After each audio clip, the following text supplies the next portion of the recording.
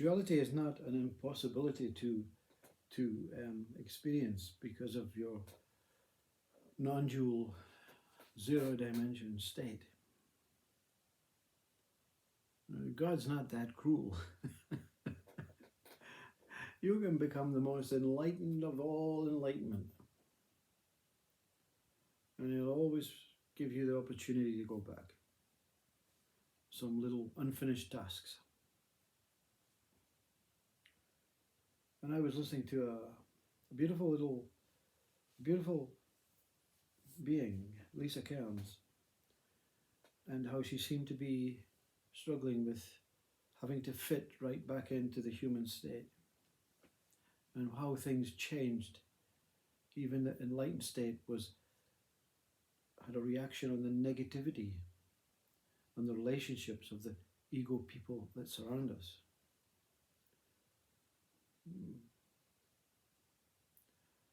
Also, Eckhart Tolle, Mooji, have that same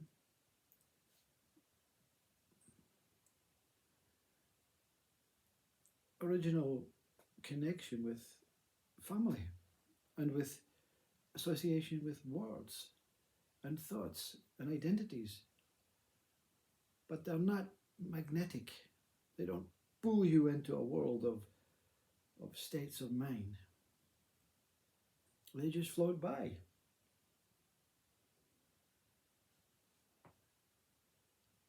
And there is a minuscule struggle to try and maintain this, whatever it is. But you always rely on that what opened the door for you. Whether for Lisa it was Christ or an essence of that knowingness that it was Christ or Buddha or Ram Dass or consciousness or life or a scientist or a quote or a biblical message that brought you home.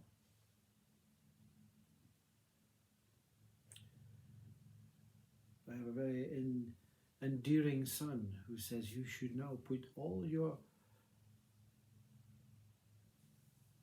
experience and join some religion that associates with what you experienced.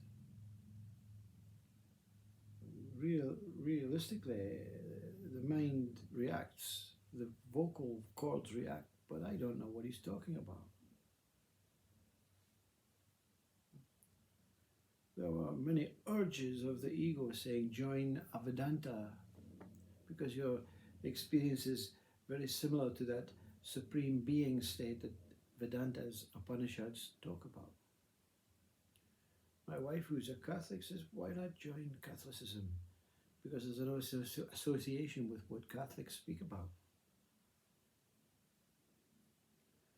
I was born as a Christian.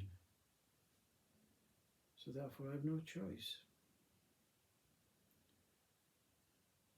You cannot find the person that wants to be attached to whatever it is, a religion, a spirituality, a science subject, an artist, a writer, a poet, a tramp, a homeless person, a joiner. You're being guided. We're all being guided. It's just that this one knows. We are being guided when we allow ourselves. Surrendering does not mean I'm giving up on the body. I'm going to die. I'm going to do all these. I just want to die. I don't know. There's no me. I give up. I give up. Surrendering is to say, I trust and accept and have faith in that what brought me here. And that what brought me here will bring me home. So if that one brings me here and brings me home, it is liable for bringing me through the whole process. You can call it your higher self or the spirit or Christ or whatever it is that you have been associated with in your ego world. That's why everything is important. Even ego is important. Even the conditioned understanding of what I was before as this person disintegrated is important. Everything is taking shape on its own. We lose sight through an idea that we have to control our life, we have to organize our life. I won't be dependent on anything, I will be independent until I face that suicidal rope. Nothing can help me. Oh, yes. Oh, yes. There's always someone helping. Sometimes it just gets beyond the point of help. And this one needs to be taken away into some heavenly paradise, dusted down, cleansed, regrouped, given some sort of motivation and confidence, and then it appears back again in the same family. Anyone that has to be reincarnated, if that's what you believe in, you'll not be reincarnated from an Indian to an American or an Australian to a Canadian. You will be independent so close to the family that you were bloodline brought into. You may be the grandfather passing away, or you committed suicide, and you'll be brought back in as that great-great-granddaughter. We're all recycling within this incredible bubbles of consciousness.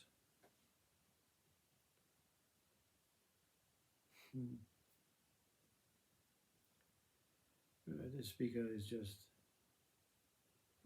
another aspect of change. Passing through your lives, passing through the wilderness, passing through the planet, passing through the universe, passing through the body, passing through experiences, passing through states of mind, passing through people, passing through relationships, passing through the ocean, passing through the skies. But that what passes through, that what is witnessing the passing through with no association, attachment, judgment, analysis, measurement, comparisons, but knows it exists, is not passing.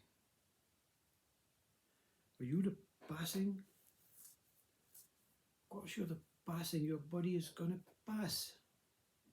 This body is going to pass, but that what witnesses the body passing does not pass. The most profound statement by Ramana Maharshi. If you're not touched by this statement, you have a long, long way to go. I've mentioned it so many times. I'm going to leave you with this, because it has multiple meanings, and you just have to cling on to one to get into the treehouse of the words. Ramana Maharshi is on his deathbed. The doctor has said it's only a matter of moments. The disciples that are surrounding, that are praying, that are weeping, that are so sorrowful, they're losing their whole stability, their whole axis. And Ramana hits them with the axis. And one disciple has the foolishness or the bravery, matters not how you see it, and stands up with hands praying and says, Master, Master, please don't leave us. And these words that Ramana spoke should melt you away. Ramana said, whispered, leave you. Where can I go? Where can I go?